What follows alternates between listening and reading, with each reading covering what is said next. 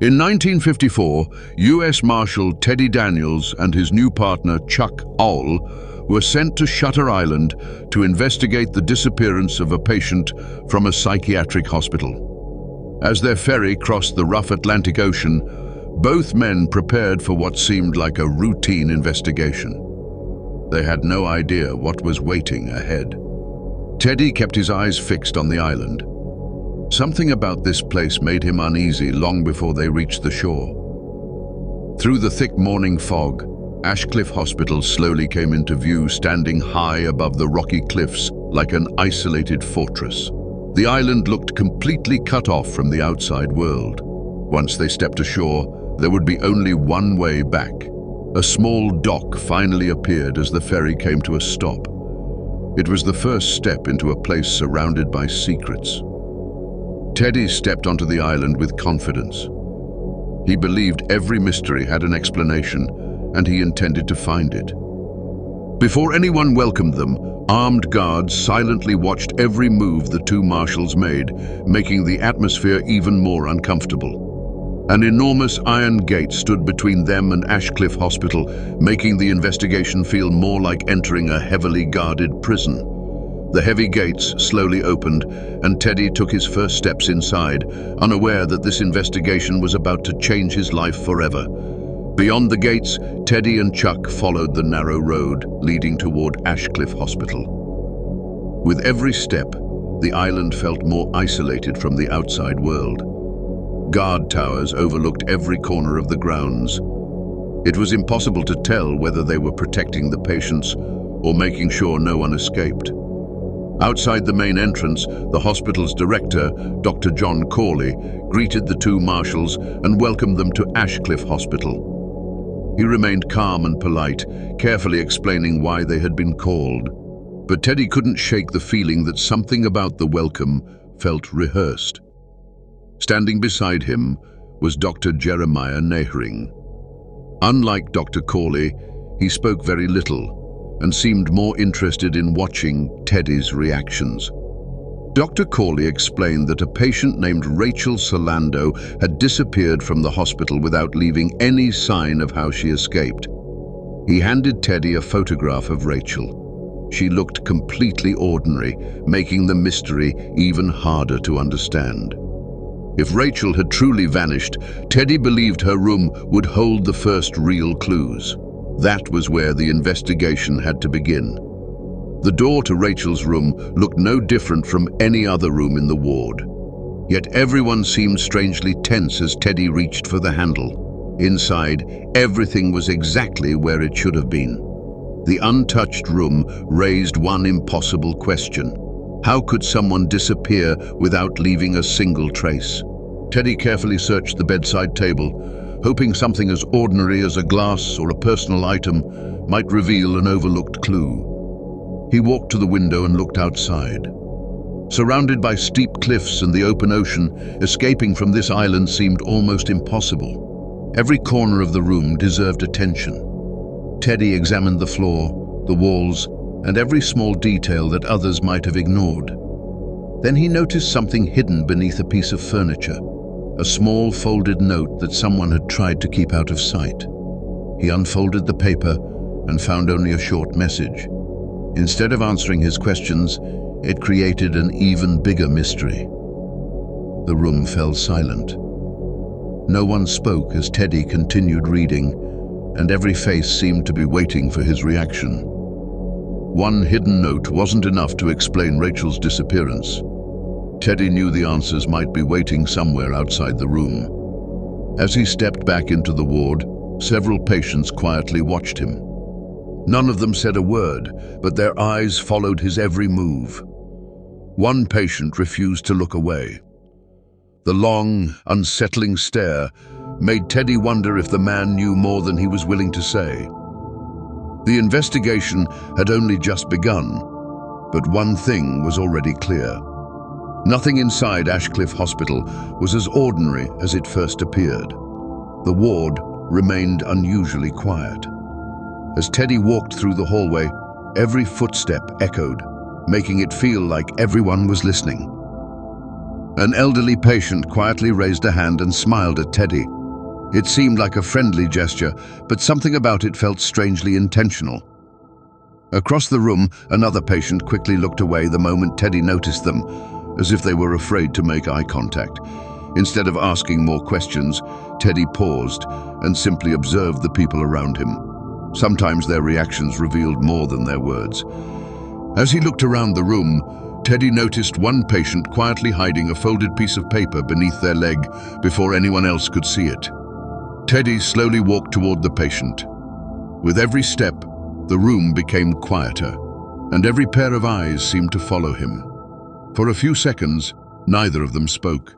They simply looked at each other, as if both understood that words weren't necessary.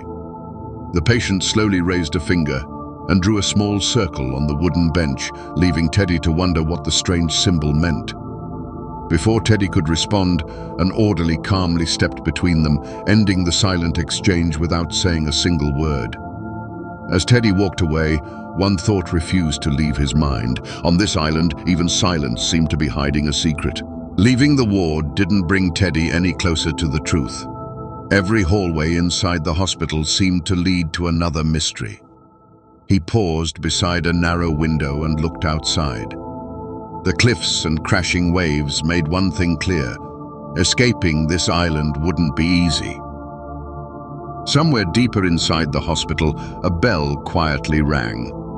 The staff carried on with their work as if nothing unusual had ever happened. Looking across the grounds, Teddy noticed another stone building. It had fewer windows, heavier security, and immediately caught his attention. The guards around that building never seemed to relax. Their watchful eyes made Teddy wonder what they were really protecting. A second iron gate blocked the path ahead. It was smaller than the first one, but somehow felt even more intimidating. When Teddy looked toward the gate, Dr. Corley calmly suggested they continue the investigation somewhere else, offering no explanation. Teddy didn't argue, but he quietly exchanged a look with Chuck. Both of them knew this part of the hospital was hiding something important. Dark clouds slowly gathered above the island, and the fading daylight made the hospital feel colder and even more unwelcoming. As the wind swept across the courtyard, Teddy couldn't shake the feeling that the real investigation had only just begun. As the wind settled, Teddy continued his investigation. But the silence around the hospital now felt even more unsettling than before. His next stop was the records room. If Rachel's past held any answers, this was the place where he hoped to find them. Several filing drawers had been left open, but something immediately caught Teddy's attention. A few patient files were missing. Most of the shelves were covered in dust, except for one narrow space that had clearly been disturbed not long ago. Before Teddy could take a closer look, an orderly walked in carrying fresh files, quietly interrupting his search. Stepping outside again, Teddy noticed the ocean had changed. The calm waters from earlier were slowly giving way to an approaching storm. In the distance, a lonely lighthouse stood against the dark sky. For some reason, Teddy couldn't stop looking at it. The more he watched the lighthouse, the stronger the feeling became that it was connected to everything happening on the island. A light rain began to fall across the hospital grounds, and within moments the entire island felt darker and more isolated. As the rain hid the mainland behind a curtain of mist, Teddy realized they were completely cut off from the outside world. The rain made every path harder to follow, but Teddy refused to let the weather slow down the investigation. The courtyard that had been full of people only a short while ago now stood completely empty, making the hospital feel strangely abandoned. Across the grounds, a single window remained brightly lit. In the middle of the storm, it immediately caught Teddy's attention.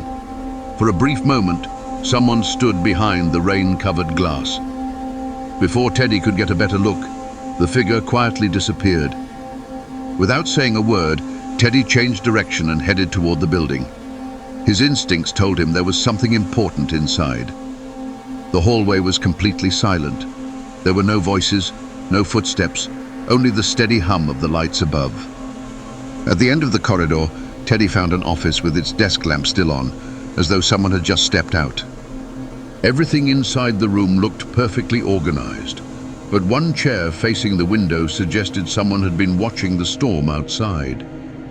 Teddy glanced at Chuck, expecting him to notice the same thing. Instead, Chuck remained quiet, carefully taking in the room. Then, somewhere deeper inside the building, a heavy door slammed shut. Teddy immediately realized someone else was still there.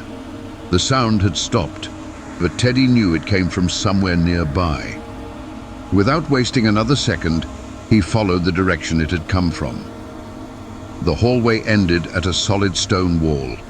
It looked completely ordinary, yet Teddy was certain the noise had come from beyond it. He unfolded the hospital map once again. According to the layout, there should have been another room behind that wall. Chuck studied the map for a moment before suggesting they move on. Right now, they had no way to prove what Teddy suspected. Teddy put the map away, but he didn't forget what he had seen. The hidden space stayed in the back of his mind as another unanswered question. When they stepped outside, the rain had become much heavier. The island was slowly disappearing beneath a blanket of mist. Across the courtyard, Teddy noticed a lone figure standing perfectly still in the rain. The person didn't move or even seem to notice the storm. Teddy looked away for only a moment. When he turned back, the mysterious figure had vanished without a trace. The courtyard was completely open, with nowhere obvious for anyone to hide. Yet the figure was simply gone. Chuck suggested they continue the investigation. Teddy nodded and walked on, but he couldn't stop thinking about the person who had disappeared before his eyes. Rachel's disappearance was no longer the mystery Teddy cared about. Another name had taken over his thoughts. Andrew Ladis, the man he believed had disappeared somewhere on the island. The storm grew so fierce that Teddy and Chuck were separated. For the first time since arriving at Ashcliff, Teddy had to continue the investigation completely alone. Searching for shelter, Teddy spotted a faint light glowing through the rain. It led him to a hidden cave carved deep into the cliffs.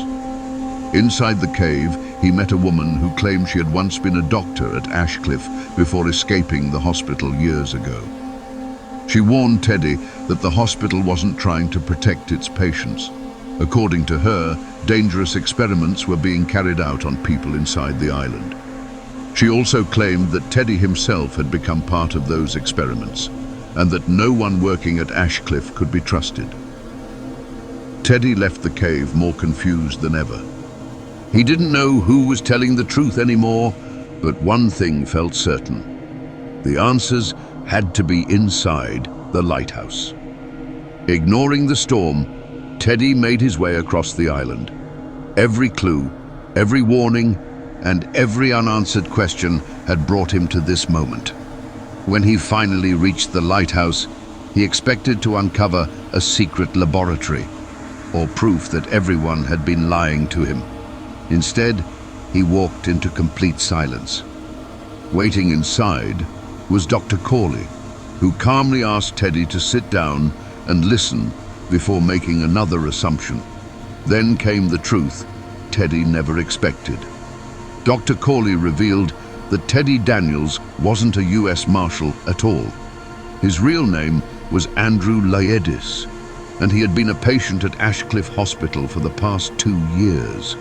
The investigation, Chuck, the missing patient, and even the search across the island had all been part of one final treatment designed to help Andrew face the reality he had buried.